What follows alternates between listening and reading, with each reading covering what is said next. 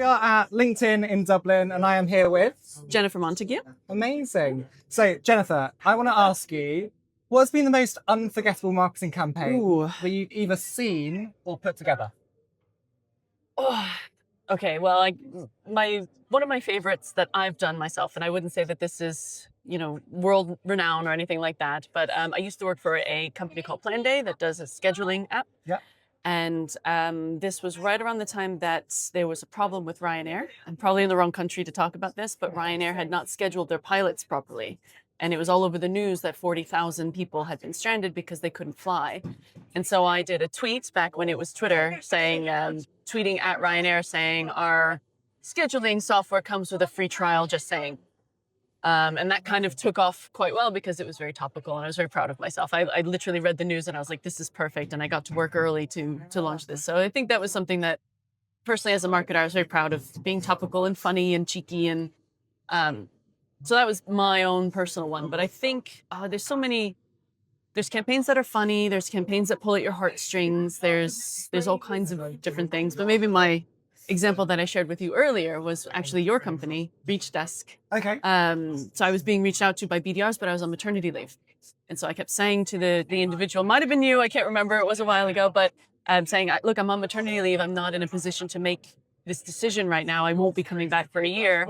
And so they sent me a teddy bear, which my daughter still has, and now she's almost 5. So that was all. I think that was a nice emotional, personal touch that I still remember to this day. So when I saw your hoodie and I saw you're from Reachdesk, it brought back that memory from 5 years ago. So I love that. And it's not every marketing campaign has to take weeks and weeks to put together. Sometimes they can be very reactive, either to what's happening in the world and you see something and spot a trend, or something which you can react over social and get a quick win from. Sometimes more wins than these long campaigns that we put together and take them some weeks.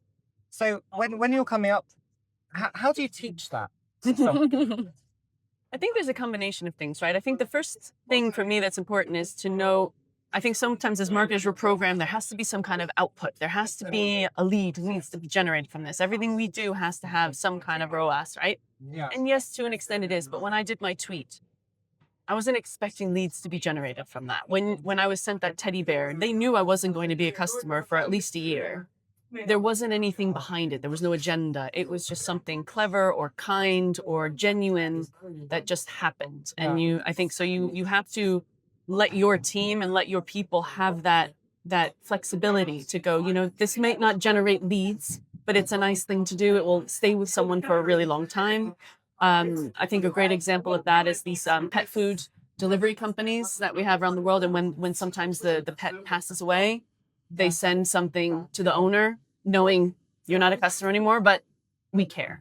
So I think not having an agenda and being authentic in those interactions, I think is really important. And that comes down from leadership, giving people the flexibility to do things spontaneously. Like you said, not having a big campaign program. Campaigns are important, right? We do need to generate leads. We do have to feed our sales team, but having that flexibility to just do something off the cuff when the timing is right, I think is a skill, and it's giving people the opportunity to think that way and to broaden that focus a little.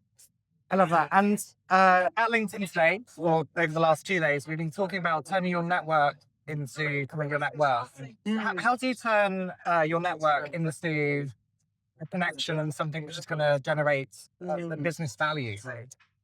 That's a really hard question. And that's something I think a lot of marketers struggle with, right?